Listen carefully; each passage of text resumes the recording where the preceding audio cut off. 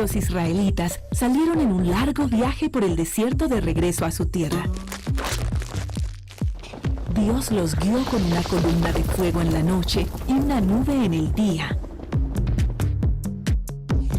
Cuando ellos hicieron un campamento en la base del monte Sinaí, una nube oscura cubrió la cima de la montaña.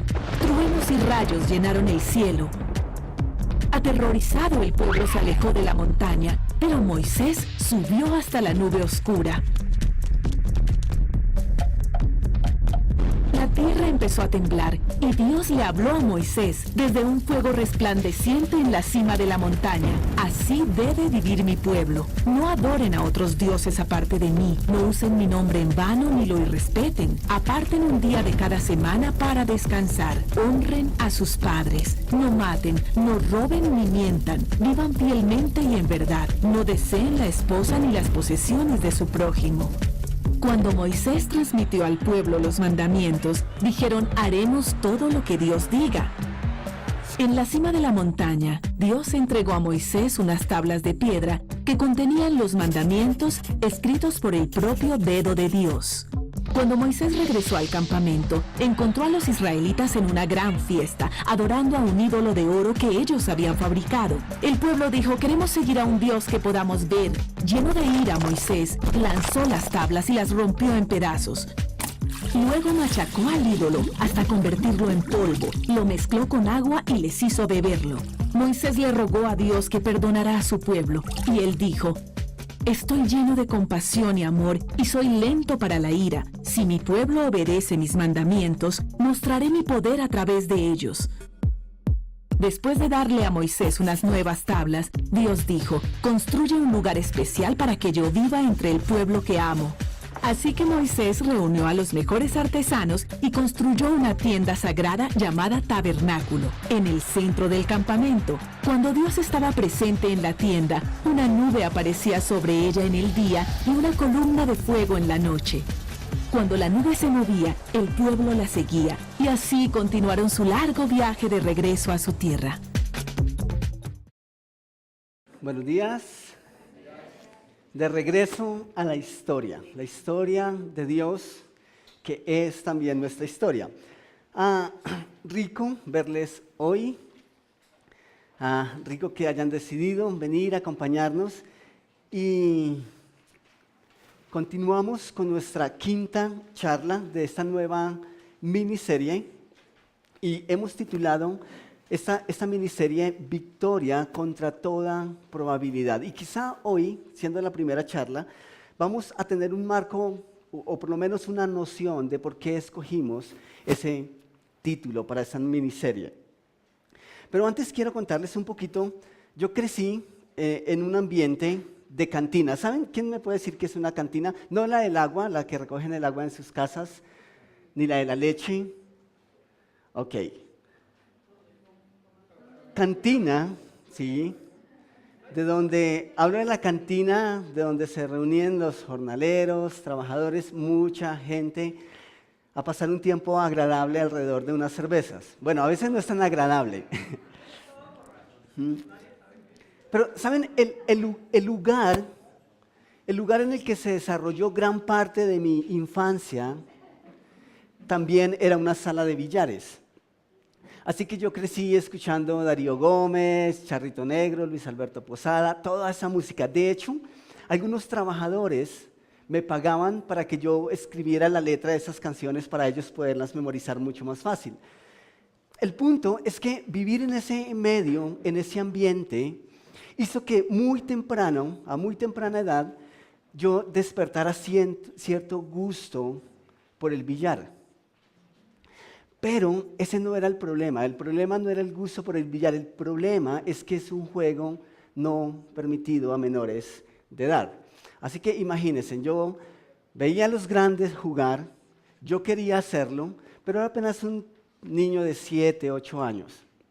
Obviamente eso era frustrante, pero mi proyección y mi pensamiento, la lectura que yo hacía del panorama es que ellos pueden jugar porque son grandes. Y mi pensamiento era: quiero ser grande, porque cuando uno es grande hace lo que quiere, puede desarrollar lo que quiere. Así que empecé a prestarle atención al calendario con la intención de que los 18 años llegaran rapidísimo para poder jugar al billar. ¿Saben qué ocurrió?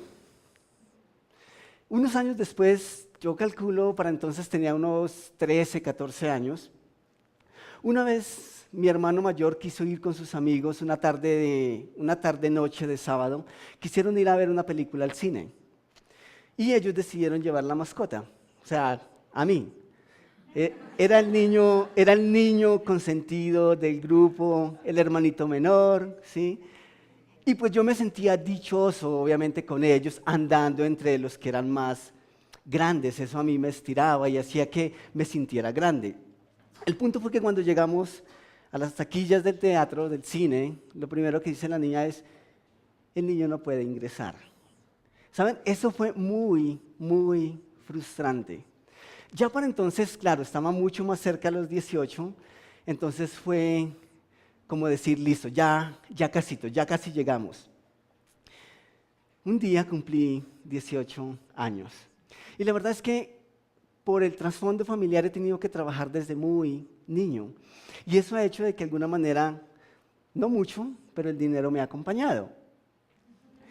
Hasta que una salida a jugar billar un domingo en la tarde, después de la iglesia, me quitó lo que tenía.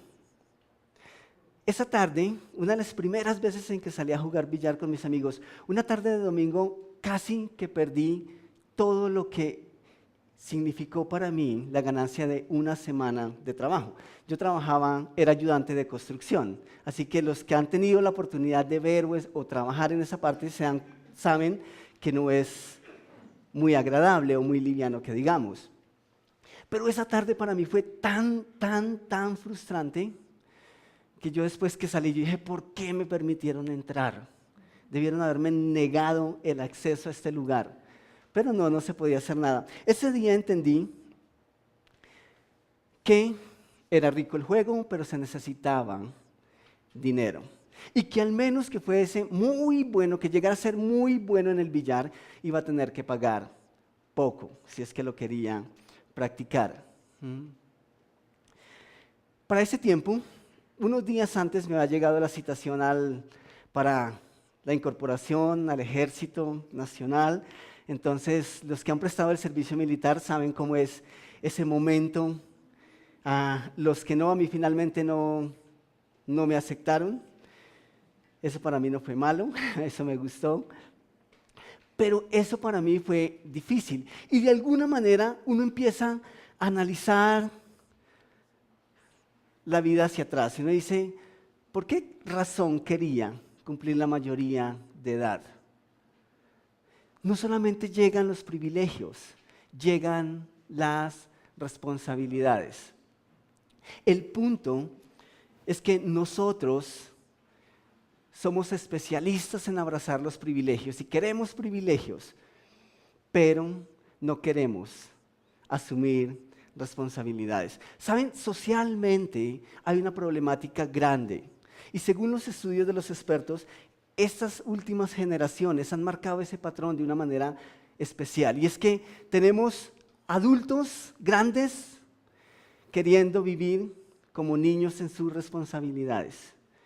Y tenemos una generación de adolescentes deseando hacer cosas de grandes. Pero el problema sigue ahí. Queremos privilegios, pero no queremos asumir responsabilidades. Y como bien sabemos, cada privilegio conlleva responsabilidades y responsabilidades grandes. Así que el juego tiene sus reglas. Si tú quieres jugar, tienes que pagar. Y en algunos juegos tú no los puedes practicar, al menos que no tengas dinero. Y menos si no eres muy bueno. Pero, ¿saben? Las reglas han existido desde siempre. Y existen por dos razones muy básicas. Primera, porque Dios es un Dios de orden. Y segundo, porque nuestra naturaleza como humanos, las reclama. Así que han existido desde siempre. Y esta mañana nosotros vamos a estar hablando un poquitico de eso. Regresamos a la historia, paramos 2 domingos por Semana Santa, pero vamos a retomar la historia de Dios, la historia primaria. También nos referimos a la historia secundaria, que es la historia de la humanidad, pero también vamos a estar enfocando en mi historia, que es la historia personal, la historia de cada uno de nosotros. Ahora, ¿creen ustedes que son 3 historias diferentes? No. Claro, nosotros hablamos en 3 dimensiones por las diferentes perspectivas. Por ejemplo, ¿no les ha pasado que a veces Dios está pensando en Na y nosotros ya vamos en Z? Porque a veces nos cuesta entender lo que Dios está haciendo y quiere hacer, y es normal. Pero eso no quiere decir que estamos hablando de 3 historias diferentes. Vale la pena recordar que no somos parte de la historia de Dios. Somos su historia. Y terminamos, y vamos a retomar hoy justo donde terminamos la última vez. ¿Recuerdan? Terminamos con el pueblo de Israel en medio del desierto, librado de la esclavitud egipcia, ¿cierto? Y era a través del desierto como Dios los iba a guiar hacia la tierra prometida. Y en la tierra prometida ellos iban a poder establecerse como nación. Era la promesa que Dios le había hecho a Abraham. Y claro, el pueblo judío había experimentado muchos privilegios. Dios los había librado mediante un acto que solamente Él podía hacer. Los había cuidado, los había protegido, había hecho muchas señales, muchos milagros. Y ¿saben? Esos milagros y esos privilegios iban a continuar, pero no trasladaban las responsabilidades. El primer punto en sus boletines esta mañana es el manual. Si tienes esferito, si tienes boletín, puedes empezar a escribir. Ahora, cuando nosotros pensamos en manuales, ¿les gusta el término manual? ¿Les gustan las reglas? Genial. Yo no podría dar esa respuesta con tanta seguridad. La verdad, casi nunca leo manuales. Por pura bendición, mi equipo todavía funciona, mi computador funciona. Porque si es por leer manuales, nunca lo hago. La verdad, no estoy muy familiarizado con ellos. Pero, ¿saben? Eso revela una realidad. Y es que como humanos, por regla general, no nos gusta seguir reglas. Siendo honestos, las reglas no nos gustan. Los chicos quieren ver televisión hasta la madrugada, ¿cierto? Pero que no nos levanten temprano al otro día para ir al colegio. Y podemos mencionar muchas cosas. El caso de la chica que se cree suficientemente grande para poder ir a la fiesta el fin de semana, pero es demasiado pequeña para planchar su uniforme. Privilegios, pero no queremos responsabilidades.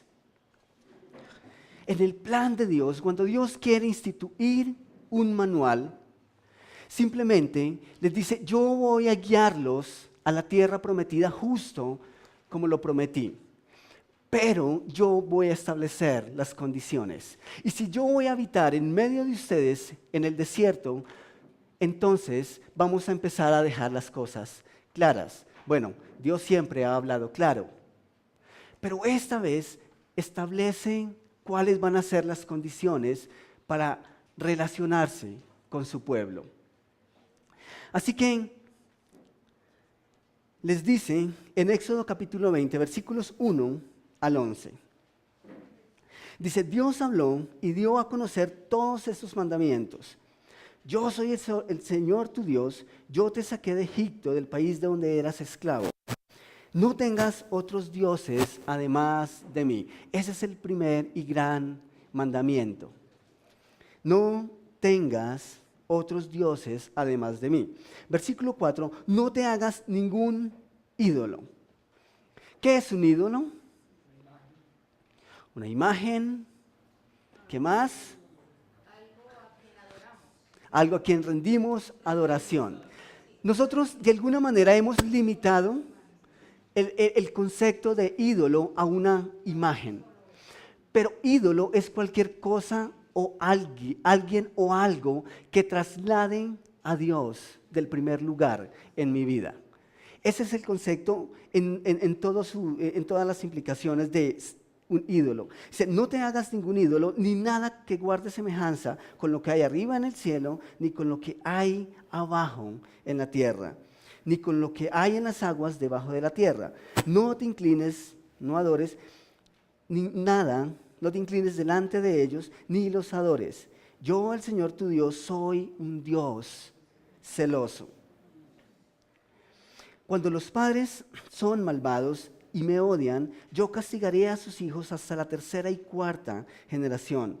Por el contrario, cuando me aman y cumplen mis mandamientos, les muestro mi amor por 1000 generaciones. No pronuncies el nombre del Señor tu Dios a la ligera. ¿Qué tal estás con eso? Wow, esto es algo serio. Es un mandamiento y es sagrado para Dios y debiera serlo para nosotros. Si no pronuncies el nombre del Señor a la ligera, yo, el Señor, no tendré por inocente a quien se atreva a pronunciar mi nombre a la ligera. Acuérdate del sábado para consagrarlo.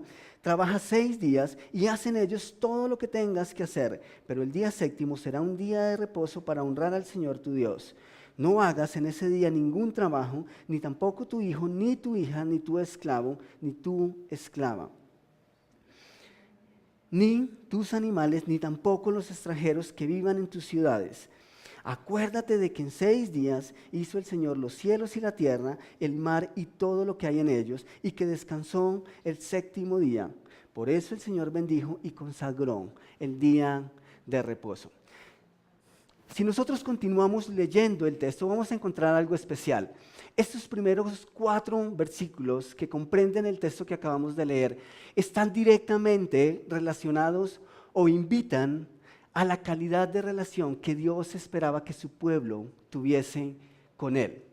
Es decir, en este texto Dios dice cuál debe ser la forma en que su pueblo debe honrarlo a Él. Pero si continuamos leyendo en el texto, que espero que ustedes hayan hecho la lectura, ¿cierto?, del libro, capítulo 5, se van a dar cuenta que los otros 6 versículos, que los otros 10 mandamientos, tienen como propósito el funcionamiento en las relaciones como comunidad. Es decir, por un lado, Dios quiere una relación vertical, Dios y su pueblo, pero también es el manual de relaciones a este nivel, horizontales. Entonces, esos primeros 4 mandamientos dejan algo claro. Dios está sobre todas las cosas. Primero Dios, segundo Dios y tercero Dios. Ese es el orden establecido por Él y tiene todo el derecho de hacerlo. Los primeros 4 mandamientos lo declaran de esa manera. Soy único y verdadero. No existe nada ni nadie que se me pueda comparar. Por ende, no trates de hacer imágenes ni nada que se me pueda parecer. Y tercero, soy el único ser digno de adorar. O sea, eso era una teocracia. Ustedes son mi pueblo, yo soy su Dios, yo establezco las condiciones y ustedes las van a seguir. Las reglas denotan orden. Si hay reglas, hay orden. Porque las reglas son lo opuesto al caos. Y claro, yo sé que cuando vamos de afán, odiamos que el semáforo esté en rojo, ¿sí o no? Y según la ley de Murphy, dicen que cuando más apresurados estamos, entonces encontramos todos los semáforos en rojo. Así que podemos odiarlos por un momento. Pero pensemos por un instante, ¿te imaginas una ciudad sin semáforos como Bogotá? Sería un caos completo. La historia y las noticias y todo el tiempo estamos viendo en los medios que desafortunadamente nuestra policía, nuestras fuerzas armadas no escapan a la corrupción. Y eso no es una regla general. Ahora, creo que no solamente ocurre en nuestro país, ¿cierto? Pero, ¿pueden ustedes imaginar una ciudad, un pueblo, un país donde no hay reglas? ¿Pueden imaginar con todos los escándalos que puedan salpicar nuestras Fuerzas Armadas? ¿Se imaginan nuestro país sin ellas? ¿Sin la presencia de ellas? Yo no lo quiero imaginar. Pero cuando hay reglas, hay orden, medianamente. Pero esa es la invitación. Por otro lado, las reglas proveen protección. ¿Saben a mí qué me parece curioso? Que la policía o que el Estado tenga que colocar un reglamento donde se dice que si una persona conduce su automóvil en estado de embriaguez es un delito. ¿No les parece a ustedes curioso que alguien nos tenga que amenazar para que nos cuidemos? ¿No les parece a ustedes que es curioso que tengamos un policía detrás verificando que llevemos el cinturón de seguridad cuando sabemos que vela por nuestra protección? ¿Nos gustan seguir las reglas? No, de alguna manera no nos gusta. Pero cuando Dios establece los mandamientos, simplemente está buscando la protección de su pueblo. Por un lado, que el pueblo guarde su corazón delante de él. Pero por otro lado, que eso se vea reflejado en la manera en cómo se tratan unos con otros. En definitiva, no es el problema de un niño a los 7 años queriendo ser grande. Es un problema social, es un problema de la humanidad. ¿Saben ustedes qué ocurrió en Edén? ¿Recuerdan? Dios dice a Adán y Eva, todo lo que está en el huerto es para ustedes, pueden disfrutarlo, excepto quiero que se priven de algo, de comer del fruto del árbol del bien y del mal. Dios da la espalda y ¿qué es lo primero que ellos hacen? Desobedecer. Pero ¿saben cuál fue el mensaje de la serpiente o del diablo a través de la serpiente en Edén? ¿Para qué seguir la regla? ¿Para qué hacerlo a la manera de otros cuando puedes hacerlo a tu propia forma? ¿Han notado ustedes los comerciales de algunas marcas de automóviles?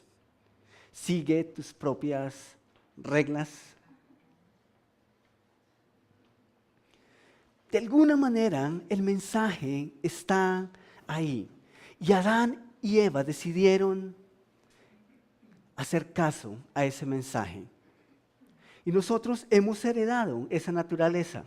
Así que todo lo que se llame humano no está de acuerdo con el parámetro divino.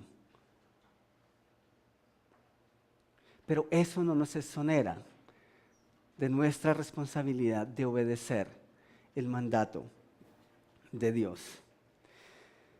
Así que tenemos esa herencia de ir en contra de la regla. Haríamos bien en entender esto. Seguir el mandato resulta más fácil que vivir las consecuencias de no hacerlo. Seguir el mandato es mucho más fácil que vivir las consecuencias de no hacerlo. Es que cuando nos referimos a las reglas, decimos cosas como, qué difícil, qué cansón. Incluso, a veces hay reglamentos que son enredados y confunden. Pero estamos diciendo, es que.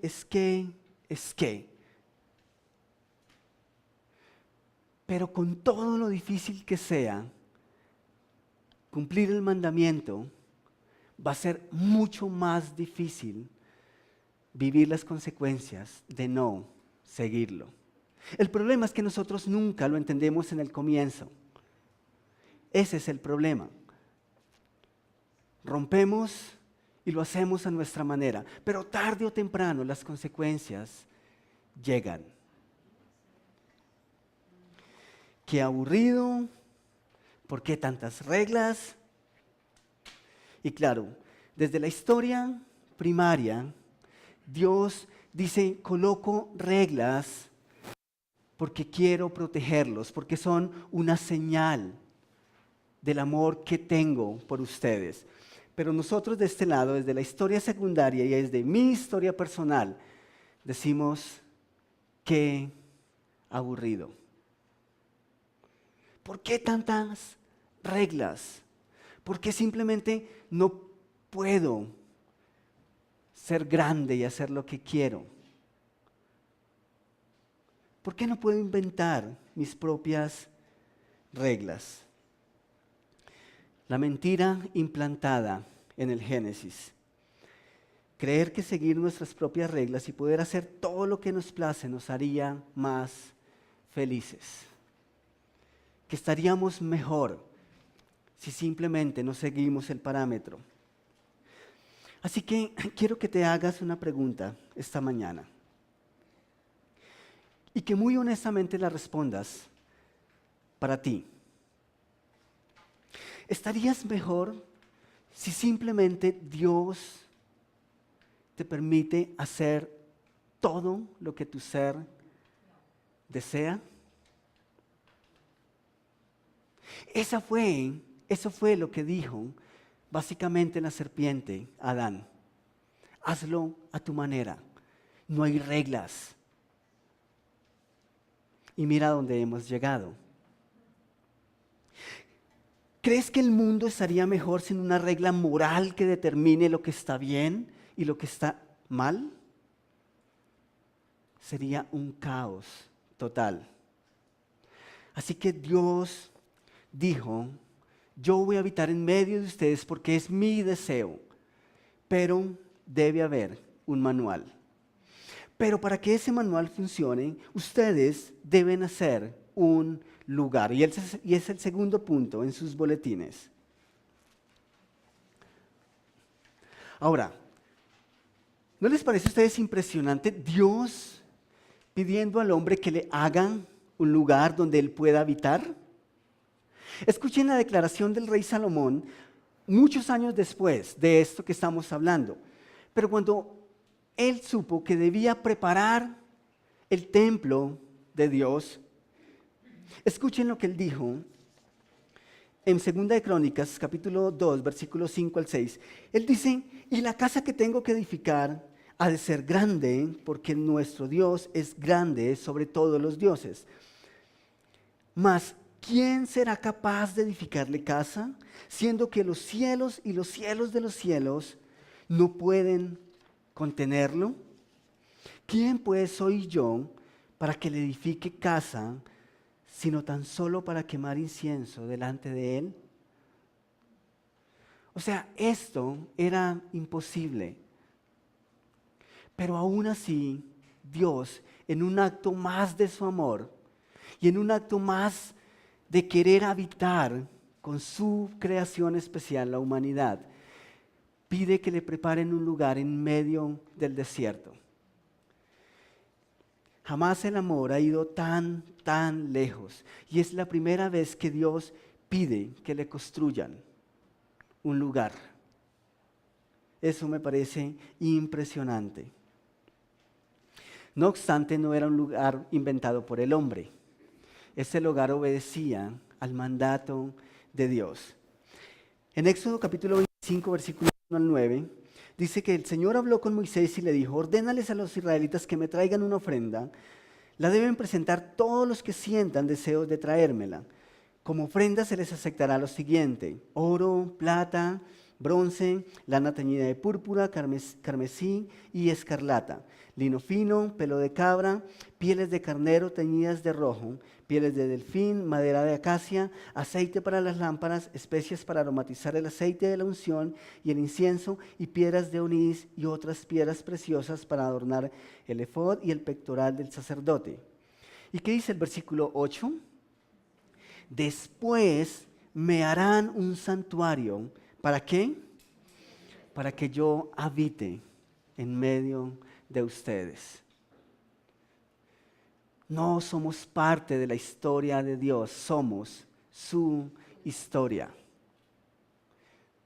Y la historia de Dios, el relato bíblico consiste en eso: Dios deseando habitar en medio de su creación especial. Y su creación especial diciendo no.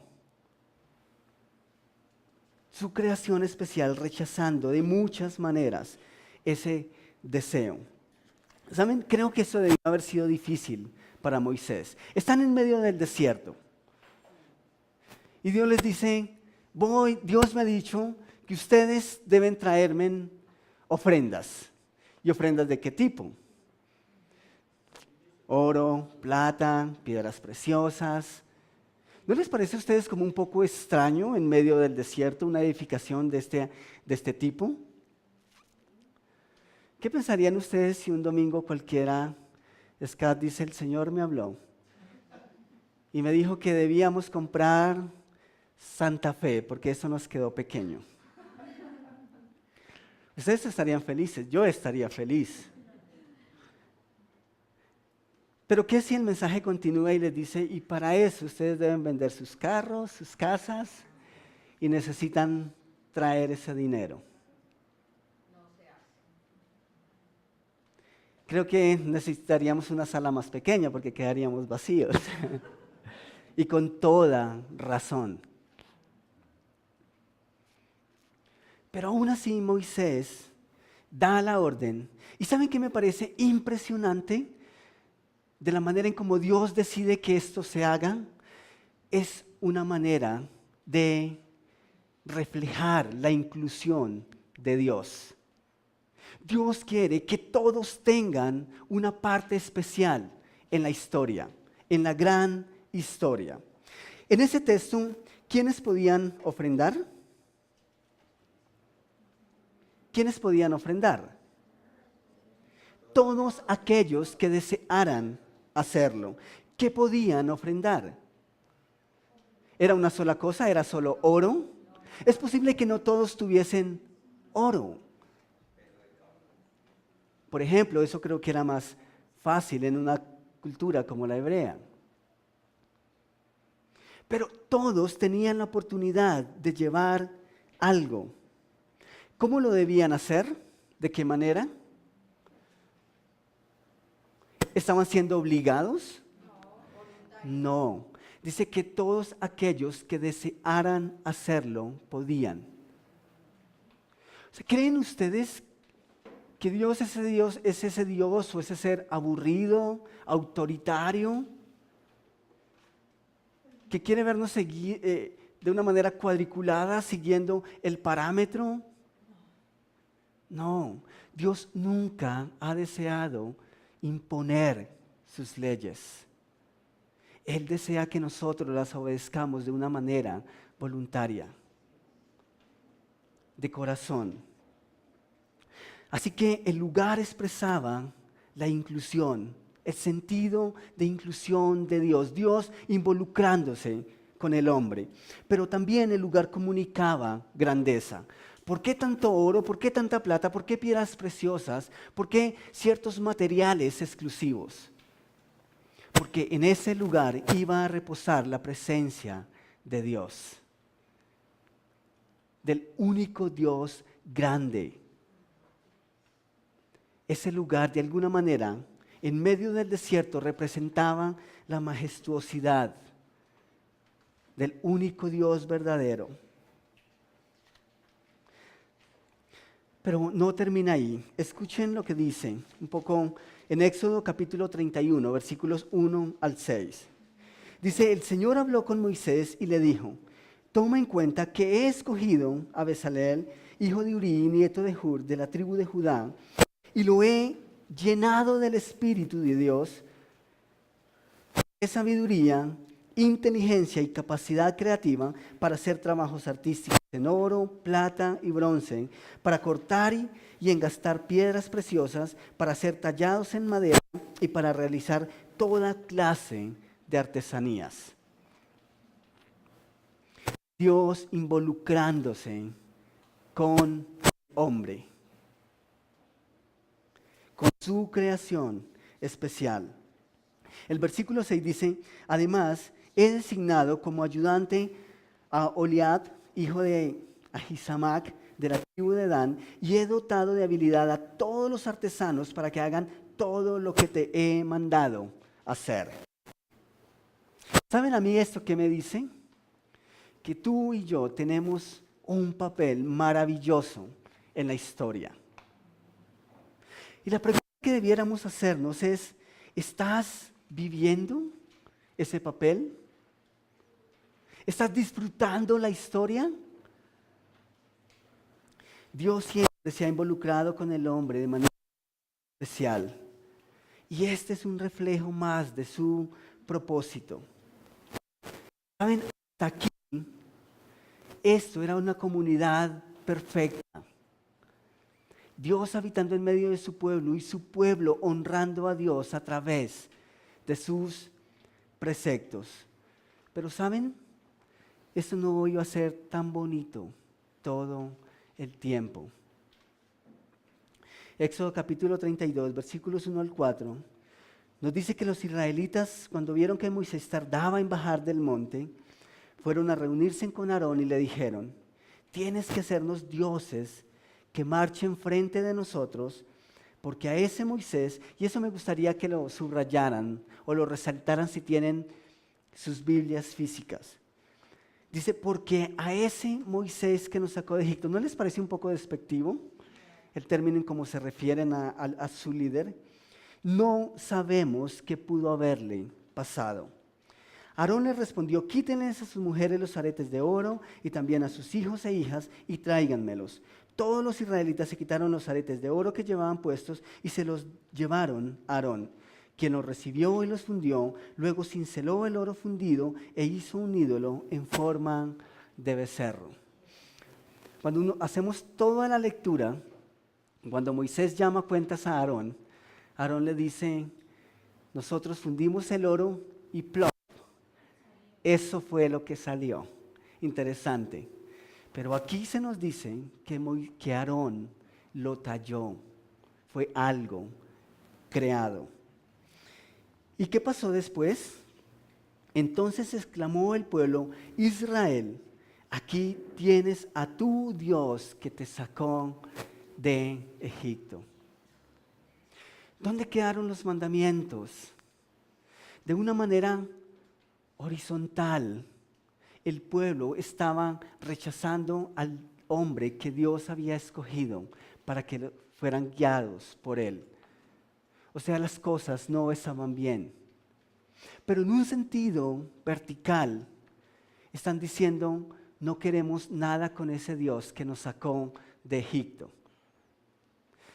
¿Qué pasó con los mandamientos?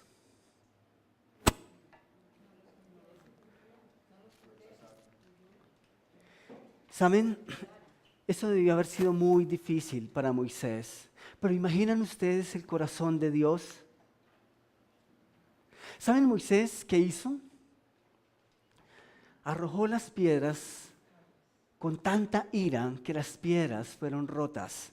Y ¿saben? Ese es un cuadro gráfico de lo que el hombre estaba haciendo delante de Dios, rompiendo el compromiso que un tiempo antes había dicho, nosotros vamos a seguir.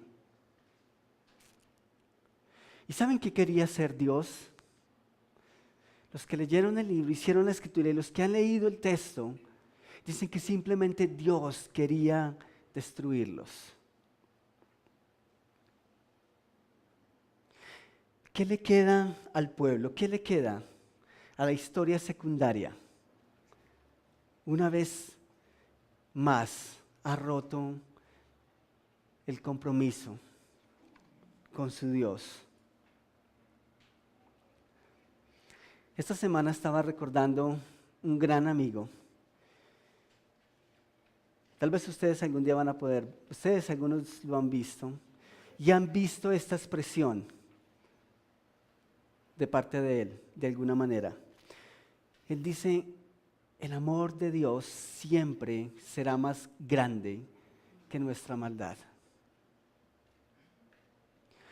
Y no importa cuántas veces el pueblo, no importa cuántas veces nosotros nos rebelemos contra Dios, Dios va a cumplir su deseo.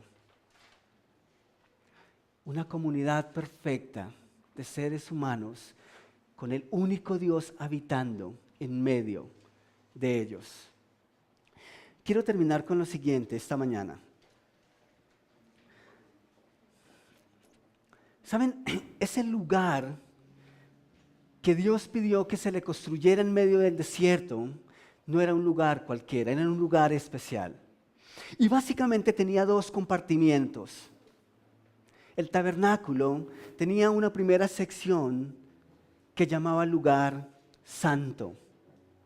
Y hasta esa parte de ese lugar santo podían ingresar algunas personas. Pero la otra división, la otra parte de esa tienda en el desierto, llamaban lugar santísimo. ¿Y saben quiénes podían ingresar a ese lugar? Solo un hombre. Solo el sacerdote. ¿Y a qué entraba a ese lugar? A ofrecer la sangre de un cordero que había sido sacrificado por el pecado del pueblo. ¿Saben? La sangre de ese cordero cada vez le daba esperanza al pueblo. Cada vez que el sacerdote entraba con la sangre de ese cordero a ese lugar en donde al ser derramada la presencia de Dios bajaba y posaba, era una señal de esperanza. Pero el mensaje en el desierto va mucho más allá. La sangre de ese cordero anunciaba la sangre del Hijo de Dios, que muchos años después iba a ser derramada, no por el pueblo que vagaba en el desierto, sino por ti y por mí, para que tuviésemos esperanza en el único Dios verdadero. No importa cuántas veces el pueblo de Dios rompió sus compromisos, la sangre de ese cordero siempre anunciaba que había una luz de esperanza. La invitación esta mañana para cada uno de nosotros es esa. Por un lado, ¿de qué manera estás viviendo tu relación con Dios? ¿Y de qué manera se manifiesta eso en la manera en que te relacionas con otros? Con tu familia, con tu iglesia, con el círculo social en el cual Dios te ha colocado. Padre, yo te alabo esta mañana, porque desde el principio tu corazón anhela que entre tú y yo haya una relación perfecta y entre tú y cada ser humano. Pero Padre, mi tendencia, y creo que nuestra tendencia, es ir en contra de tus deseos. Pero esta mañana, Señor, entendiendo el mensaje de tu corazón, yo quiero obedecerte. Y quiero darte gracias por la protección que me has dado a través de tus preceptos. por la protección que me has dado a través de cada uno de ellos. Pero también, Rey, quiero darte muchas gracias por la esperanza que encuentro en ellos, porque comunican a mi vida que tú eres un Dios perfecto y que el orden que estableciste para las cosas es el orden adecuado. Pero yo quiero seguirlo. Y oro, Rey, para que con Viva Norte, para que cada persona aquí presente tenga ese mismo deseo. Y para que nuestra vida te honre en lo íntimo, pero también en la manera en cómo nos relacionamos con los demás. Gracias por tu mensaje, gracias por tu presencia en este lugar. En el nombre de tu Hijo. Amén.